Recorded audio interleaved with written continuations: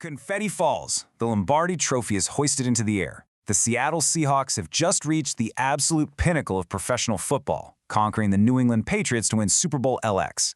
Now, the natural instinct for literally any championship franchise in this exact moment is to just breathe, lock down the core guys, and protect the status quo at all costs. But Seattle's front office?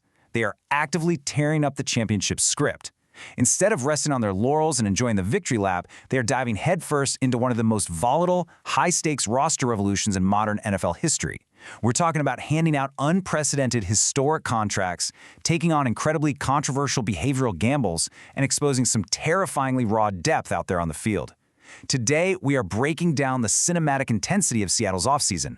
We're going to analyze the razor-thin margin between building a multi-year dynasty and forcing a total catastrophic collapse. Look, you have to understand the exact philosophy driving this absolute madness in the front office right now. Running it back. Honestly, it is the most exhausted cliche in all of professional sports. Every single title team says it, they print the t-shirts, they preach continuity at the parade, and then, almost inevitably, they regress the next season. But Seahawks head coach Mike Macdonald is explicitly rejecting that idea. His philosophy is running it forward, not running it back. And this isn't just some catchy PR slogan, it is a cutthroat mandate inside that building. It creates this immense immediate pressure to evolve the roster, to fundamentally change the DNA of a team that literally just won it all. Macdonald understands a harsh reality. The NFL adapts way too quickly. Offensive coordinators are going to spend the entire offseason in dark rooms studying the champion's tendencies. If you stand still in this league, you die. But this aggressive mindset, it forces the franchise to take massive, massive swings. It means looking at the absolute best defense in the league and deciding, hey, we need a radical, expensive, and potentially destabilizing overhaul just to stay on top. And that forward momentum starts with one of the most jaw-dropping financial commitments we have ever seen in a defensive secondary. The sheer scale of Seattle's commitment here is absolutely staggering. We're looking at a 4-year, $132 million contract extension for Devon Witherspoon. Just stop and think about that guaranteed number for a second. $101 million guaranteed. We are talking about a 3-time Pro Bowl cornerback who is now definitively the highest paid player at his position in the history of the National Football League. In a league where the salary cap demands meticulous, almost surgical balance, where paying your quarterback usually means you have to scrape by everywhere else, dedicating 9 figures of fully guaranteed money to a single defensive back is an earth-shattering gamble. It means the front office believes without a shadow of a doubt that Witherspoon is not just a piece of the puzzle. He is the absolute foundational pillar of their entire championship window. Think about the risk here. If he regresses even a little bit, or if he suffers a catastrophic injury, that contract instantly becomes a cap-strangling anchor that sinks the franchise for years. But a deal of this magnitude doesn't just affect Seattle. It sends a massive shockwave across the entire league. The immediate collateral damage of this deal extends far beyond the Pacific Northwest. At $33 million annually, Witherspoon just completely reset the cornerback market. He didn't just inch past Denzel Ward's previous high mark, he obliterated it by a significant margin. And the most fascinating ripple effect here lands squarely on the team Seattle just defeated in Super Bowl LX, the New England Patriots. Right now, the Patriots are in the middle of these crucial, incredibly tense contract negotiations with their own star corner, Christian Gonzalez. Because Gonzalez and Witherspoon share the exact same representation, Seattle just handed Gonzalez's agent the ultimate bargaining chip. The Seahawks didn't just secure their own star, they effectively sabotaged New England's salary cap situation in the process. It's an absolute masterstroke of front office warfare. They turned a financial decision into a tactical strike against a direct rival. But here is where things get really interesting. Because when you actually look at the regular season metrics, this historic price tag suddenly becomes a massive mystery. Okay, look at Devon Witherspoon's regular season stats from last year, courtesy of Pro Football Focus, and a huge mystery emerges. 60 catches allowed, 611 yards, 3 touchdowns given up, only 1 single interception. And then there's the glaring number, an opponent passer rating of 106.3. Let's be completely honest with ourselves here. On paper, these regular season metrics do not scream highest paid cornerback in the history of the sport. An opposing quarterback rating of 106.3 suggests vulnerability. It doesn't suggest invincibility. If you just looked at this spreadsheet, you would think the Seahawks front office completely lost their minds authorizing a $132 million payout. You'd rightly question how a player allowing that much production warrants market resetting, franchise-altering money. So what exactly is missing here? What drove Seattle to just hand him the keys to the franchise? To understand his true value, we have to throw the regular season out the window and look at the absolute highest leverage moments in the sport. Let's look at how he builds his legacy in the playoffs. The crucial turning point is right here, the NFC Championship game. The stakes literally cannot be higher. You've got the Los Angeles Rams, led by a desperate Matthew Stafford, driving down the field. Sean McVay is on the sideline dialing up these intense, complex pressure concepts to break Seattle's defense. Fourth quarter, exactly 5 minutes and 6 seconds left on the clock. On a critical third down, Stafford targets Konata Mumpfield. Witherspoon is right there in his hip pocket. Deflection. The very next play, fourth down. The entire season is on the line. Stafford fires a laser to tight end Terrence Ferguson.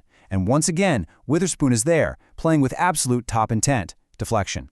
Those are back-to-back season-saving, legacy-cementing plays that allowed Seattle to bleed the clock and win the game 31-27. This right here, this is why you pay the man. It's not about the yards allowed in some random October game. It is about that cold-blooded execution in late January when the stadium lights are blinding and your entire season hangs in the balance. And you know what? He carried that exact same cinematic dominance right into the Super Bowl. On the game's biggest possible stage, Super Bowl XA, against those same Patriots, Witherspoon evolved from just being a traditional boundary corner into a highly tactical weapon. Mike Macdonald started deploying him in this series of perfectly timed slot blitzes. And this wasn't just about coverage anymore. This was targeted, physical aggression designed to completely break the Patriots' pass protection schemes. His pressures directly derailed New England's drives and ultimately created that monumental Uchenna Nwasu touchdown. It was a defensive masterclass that effectively secured the Lombardi Trophy. Macdonald even noted after the fact that it is incredibly uncommon to find a player with the instincts and the timing to not only cover elite fast receivers, but to physically beat massive offensive guards and running backs in one-on-one pass rush situations. Think about it. Most cornerbacks want absolutely nothing to do with taking on a 300-pound lineman pulling across the formation. Witherspoon embraces it. He isn't just locking down one side of the field, he is actively destroying the opponent's offensive architecture from the inside out. This quote right here from Mike Macdonald perfectly summarizes the identity that Witherspoon provides to this team. Relentless attitude, playing at top speed, top intent. Macdonald fully admitted there were plays earlier in that NFC Championship game where Witherspoon probably could have played a lot better.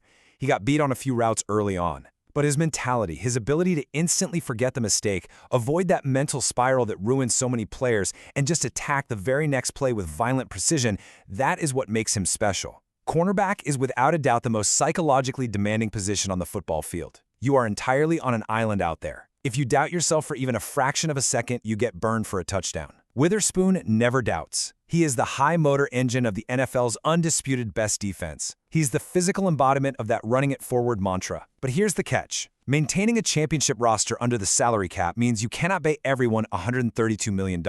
When you invest a historic sum into one pristine pillar of your franchise, you are forced to make incredibly uncomfortable compromises somewhere else. And that brings us to the absolute most controversial move of the Seahawks' entire offseason. This dynamic creates a dramatic, high-wire contrast in modern NFL roster building. On the left side of your defensive backfield, you have Devon Witherspoon, sitting on a pristine, historic $132 million mega deal. But on the right side, the Seahawks have just signed Terrion Arnold to a one-year league minimum contract. It is the ultimate bargain bin signing. It's a desperate attempt to find high-end talent without spending any precious cap space, but it comes with a massive looming shadow. You have to ask yourself, how does a team fresh off a Super Bowl victory, a team that should theoretically be the gold standard of NFL culture, justify bringing in a player on the absolute league minimum to play opposite their $100 million star? The answer lies in a situation that goes far beyond the football field, stepping into some severe, real-world consequences. We are going to maintain a strictly factual tone here because the reality of this situation is incredibly serious. Terrion Arnold, a 23-year-old cornerback and former first-round pick of the Detroit Lions in the 2024 draft, is currently facing 8 felony charges. These charges stem from an alleged kidnapping and robbery incident down in Tampa, Florida. Now, Arnold played 24 games in the NFL before this situation unfolded, and a severe shoulder injury also significantly limited his production last season. Seattle is bringing him into a championship locker room on a minimum salary while the legal process plays out. The Seahawks front office has explicitly stated it is not their place to publicly judge the ongoing legal proceedings. But let's be real, the public relations risk for a defending champion is absolutely massive here. Bringing this kind of intense scrutiny into a title defense year can easily fracture locker rooms. So how exactly did the front office justify pulling the trigger on this signing? Well, the Seahawks didn't just make a blind gamble on a talented guy.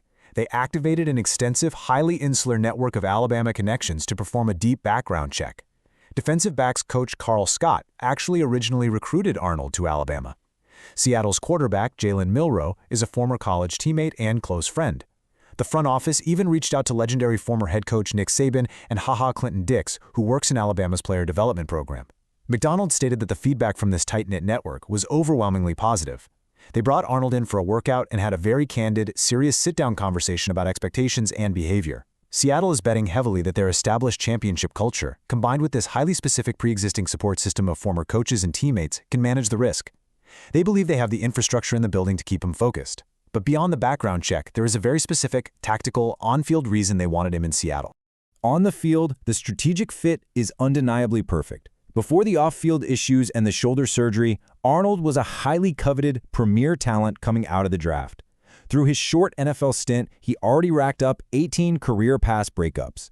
Now, Mike Macdonald runs a complex, pattern-match defensive scheme. This isn't just dropping into a zone and watching the quarterback. It requires immense processing speed, physicality, and aggression.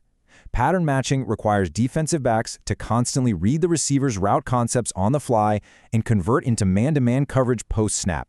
It's incredibly hard to learn. But Macdonald noted that the specific concepts they run in Seattle are right up Arnold's alley, from his days operating under Nick Saban's complex defense at Alabama. He plays with the exact violent energy the dark side defense demands.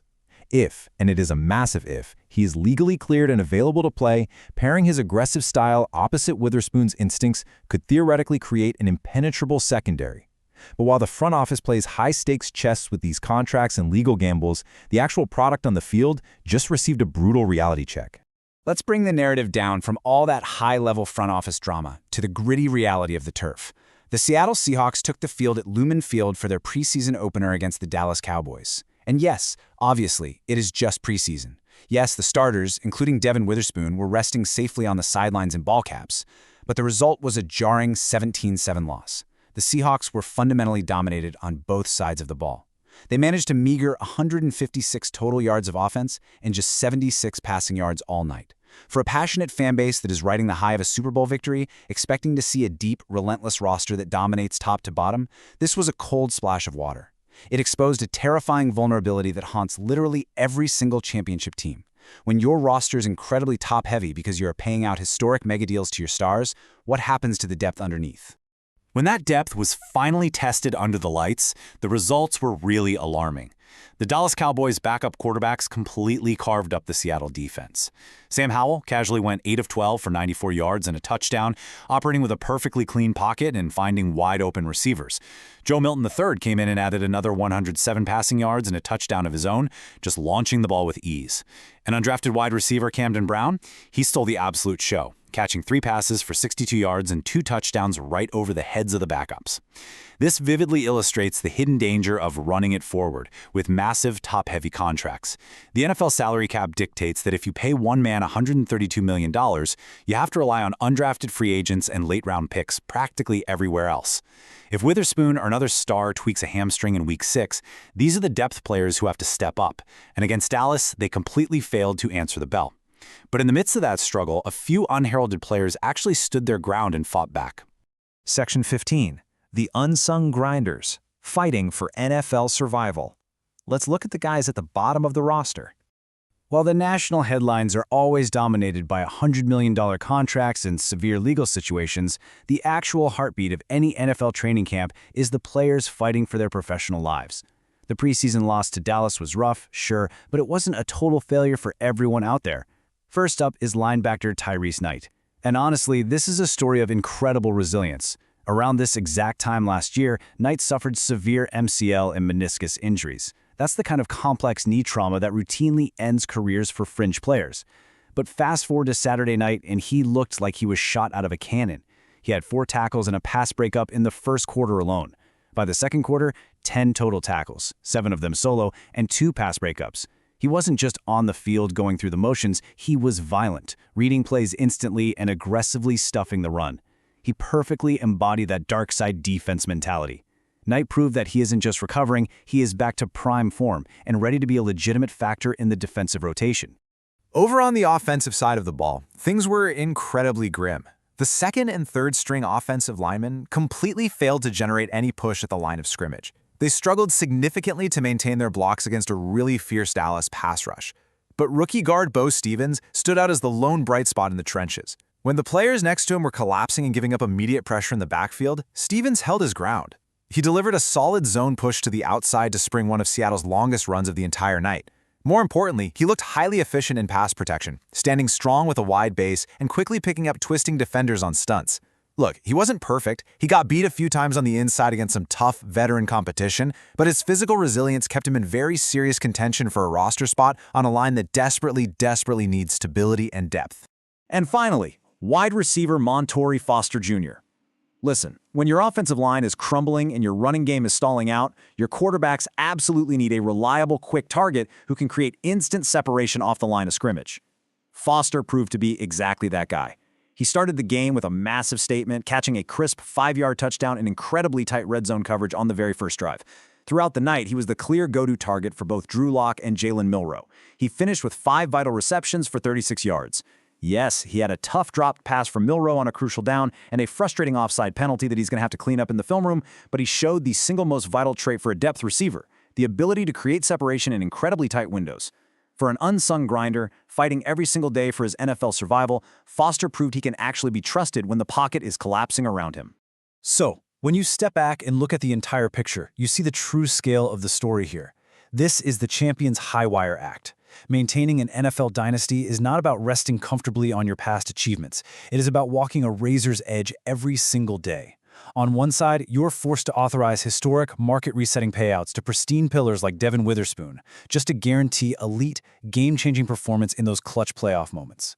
On the other side, the brutal, unforgiving math of the salary cap forces you to take extreme, controversial behavioral gambles on minimum contracts like Terrion Arnold, just to find starting-caliber talent that fits your defensive scheme. And underneath it all, the entire structure is completely reliant on unproven, raw depth, grinders like Tyrese Knight and Bo Stevens to hold the line when injuries inevitably strike during a grueling 17-game season. It is a brilliant, terrifying, and completely volatile ecosystem. Which leads us to the ultimate question. Will Mike Macdonald's high-risk strategy of running it forward successfully forge the next great NFL dynasty? Or will this fragile combination of historic contracts, severe off-field gambles, and untested depth force a dramatic, catastrophic collapse when it matters most? The margin for error here is absolutely zero. Every single snap this season will test the foundation of this front office's philosophy. I want to know what you think. Drop down and comment your opinion below. Did the Seahawks overpay for their stars, or are they light years ahead of the rest of the league in roster construction?